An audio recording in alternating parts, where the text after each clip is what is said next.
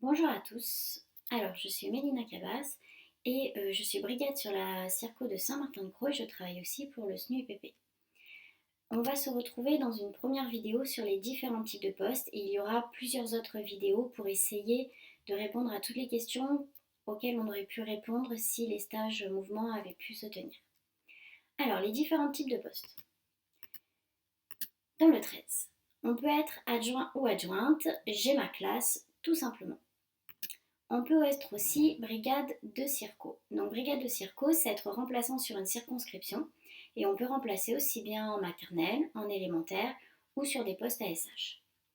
Les remplacements peuvent être de très courte durée, par exemple à la demi-journée, comme plusieurs semaines, voire plusieurs mois ou à l'année. Il y a aussi les brigades départementales. Donc là, je suis remplaçante pour les collègues qui sont en formation et c'est l'IA qui me gère. Je travaille sur une zone d'à peu près un tiers du département et mes remplacements durent en général un jour ou deux, voire quelques semaines pour les stages de direction, rarement plus. Mais je peux être amenée à travailler comme brigade circo en fonction des besoins. Le troisième type de brigade, c'est la brigade REP+. Là, j'ai des remplacements qui sont planifiés puisque je vais remplacer des collègues en REP+, qui ont les 8 journées de concertation à l'année. Pendant la période 3, janvier, février et mars, je vais en renfort sur ma circonscription et je ne serai plus que brigade circo pendant cette période. Ensuite, il existe aussi les postes de TRS, titulaire de secteur. Là, je vais compléter les collègues qui sont à temps partiel.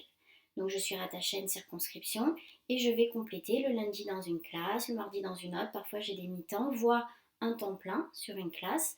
Et ces quotités de décharge, je les garde toute l'année. Je peux aussi travailler dans l'ASH.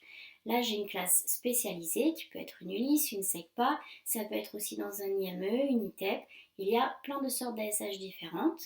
Mais pour y travailler à titre définitif, il faut avoir obtenu mon KPI, qui est un diplôme où dans notre département, il n'y a que 20 collègues qui partent chaque année passer ce diplôme.